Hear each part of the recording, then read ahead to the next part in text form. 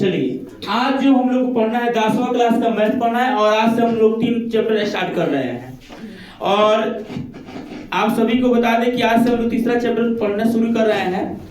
तो आज हम लोग को जो पढ़ना है 3.1 का 1 नंबर क्वेश्चन आज से हम लोग स्टार्ट करने वाले हैं। कौन पर्सनली पढ़ना है जी हम लोग को 3.1 का 1 नंबर क्वेश्चन हम लोग देख लेते हैं। चलिए यहाँ देखिएगा, सबसे पहले आप लोग के सभी के सामने जो है, जल्दी आइए।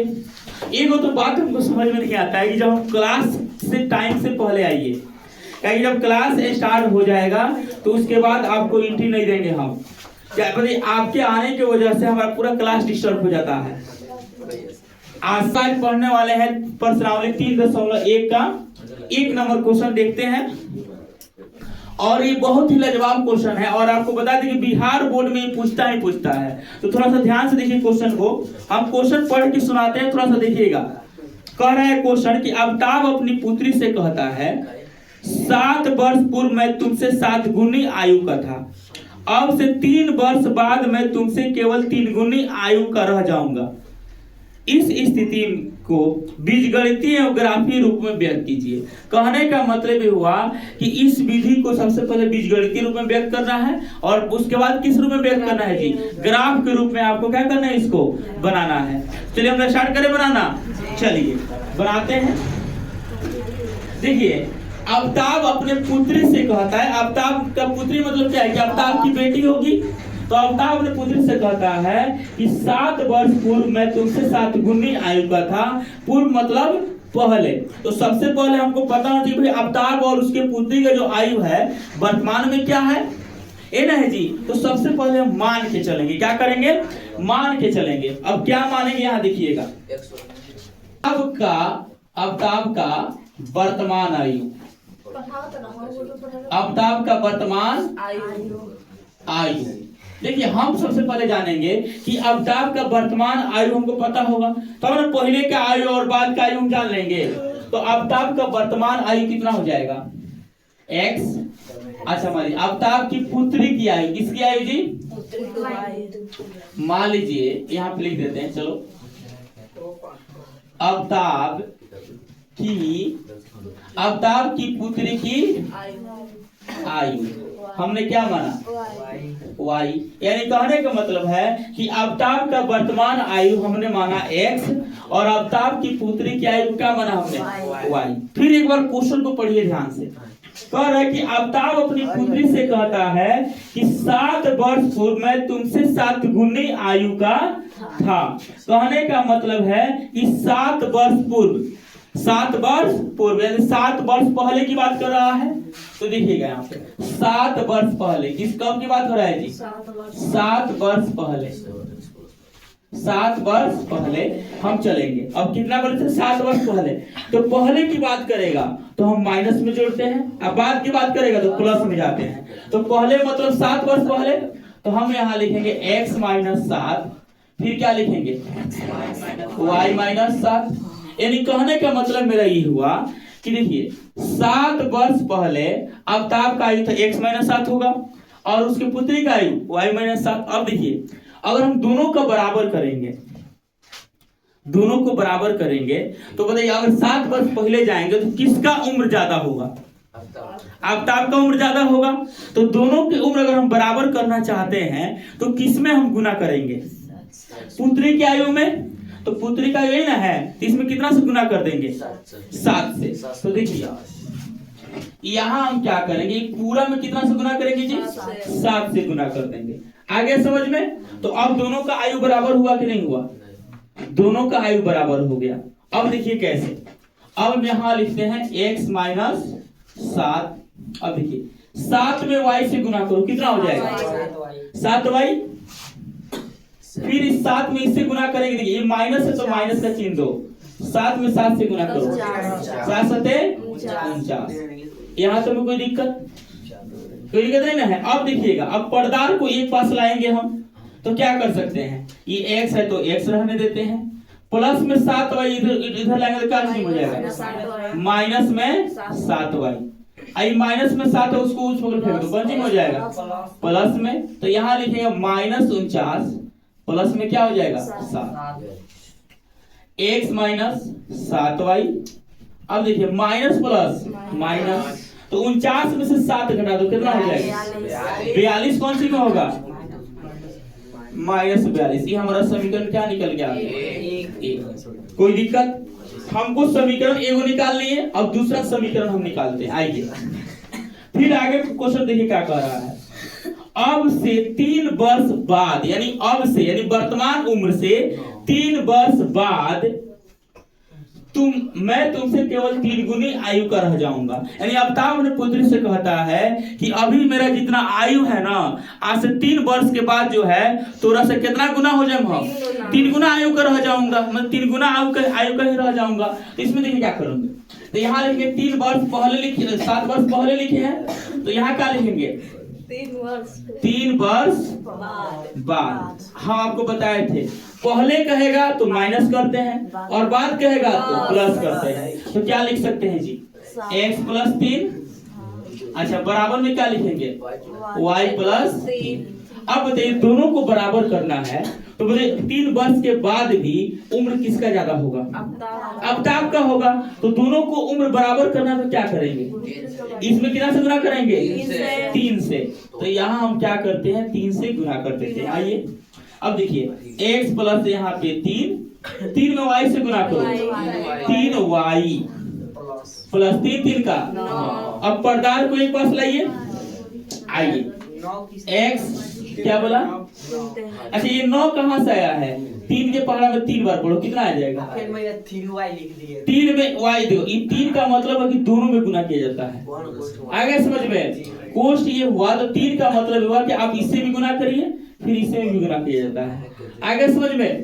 अब देखिए x हो गया, अब देखिए प्लस में 3 होना जाएगा तो माइनस में, हाई प्लस में 3y है ना आएगा तो x माइनस 3y बराबर। अब देखिएगा अगर ये 9 है तो 9 तो प्लस में बच गया, अब प्लस में 3 होने जाएगा तो माइनस में 3। अब देखिएगा अब हम क्या कर सकते हैं, एक स्टेप और यहाँ आ जाए x माइनस 3y।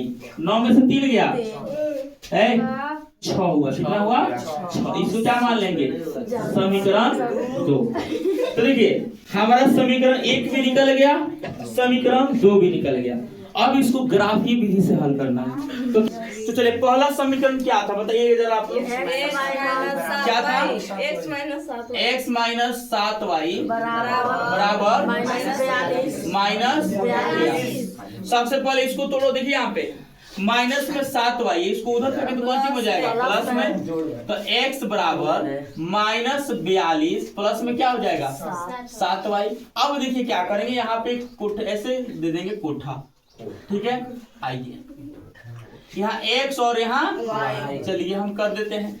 सबसे पहले इसमें मान बैठाना होता है, मान बैठाना सीख गए तो इसमें आपको कोई दिक्कत नहीं ग्राफ बनाने में। दूसरा समीकरण क्या था बोलिएगा, x माइनस 3y बराबर 6। देखिए माइनस में 3y, इसको उठा के ऊपर फेंक दो नहीं हो जाएगा। x बराबर क्या हो जाएगा 6 प्लस 3y, ये हो जाएगा जी। अब यहाँ पर भी एक कैसे उठा दे दीजिए, कोई दिक्कत। आइए यहाँ x और यहाँ y, कोई दिक्कत। आइए अब इसके आगे हम लोग मान बैठाना सीखते हैं। सबसे पहले आपको शुरू में ही बोले थे कि आप 0 मानिएगा, नहीं तो 1 मानिएगा, नहीं तो 2 मानिएगा, ये मानिएगा ना जी। चलिए हम लोग मान के देखते हैं थोड़ा सा। अगर मान लीजिए कि यहाँ पे 7y है, अगर हम 0 मानते हैं तो पूरा 0 हो जाएगा, तो माइनस 42 हो जाएगा। और माइनस 42 बहुत ज्यादा हो रहा है कि नहीं हो रहा है, तो एक काम करते हैं वही करके देखते हैं। हम लोग क्या करते हैं, यहाँ पे 0 मान लेते हैं। क्या मान लेते हैं 0। अगर हम 0 मानते हैं तो y बराबर हमने क्या माना 0, तो ये पूरा खत्म हो गया, तो हमारा कितना आ गया माइनस 42। कोई दिक्कत। अब देखिए अगर मान लीजिए हम इसको 1 मानते हैं, चलो मान के देखते हैं। तो 1 माने तो 7 हो गया, तो देखिए प्लस माइनस माइनस, तो 42 में से 7 घटाइए कितना हो जाएगा बताइए। तो 42 में से 7 घटाइए कितना हो जाएगा, बोलिए कितना होगा 35 होगा। चलिए अब 35 कौन सी में होगा माइनस में। आ गया समझ में। आइए फिर इसको भी देख लेते हैं। अगर यहाँ पे हम क्या मानते हैं जीरो तो पूरा खत्म हो गया, तो कितना बच गया हमारा 6। तो y बराबर 0 माना तो x बराबर कितना हो गया 6।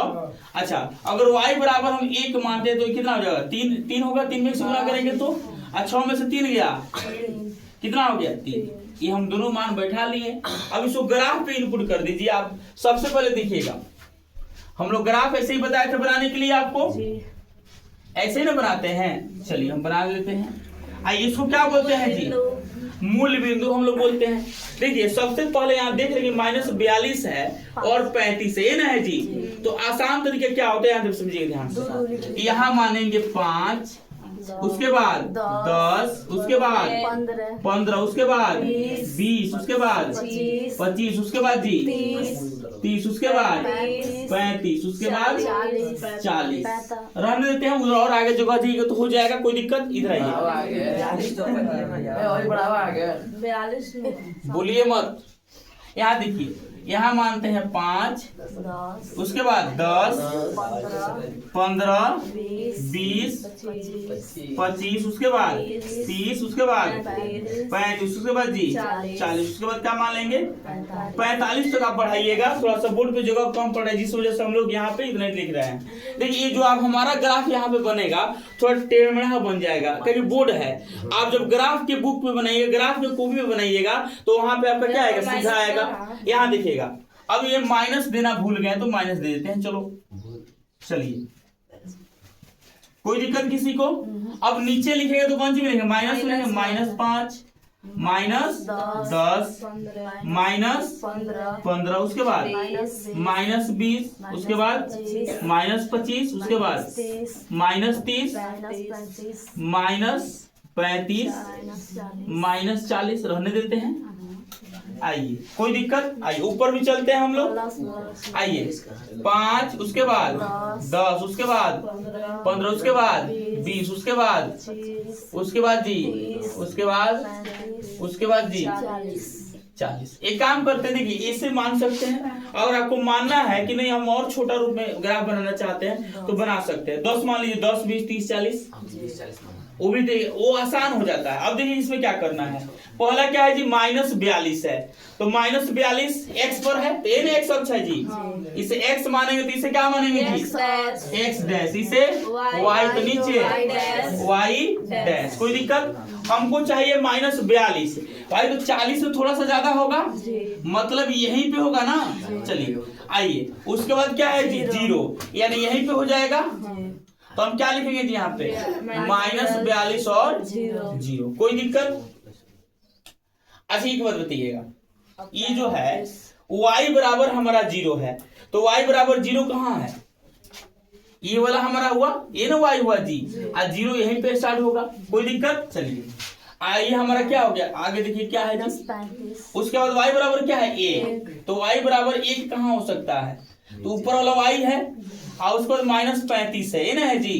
तो देखिए हमारा 1 ये हुआ, कहाँ 1 हुआ जी, यही ना y बराबर हुआ। अच्छा नीचे y है, तो y बराबर हमारा 1 हुआ, और नीचे क्या है जी 35 माइनस में है, तो ये ना है जी 35।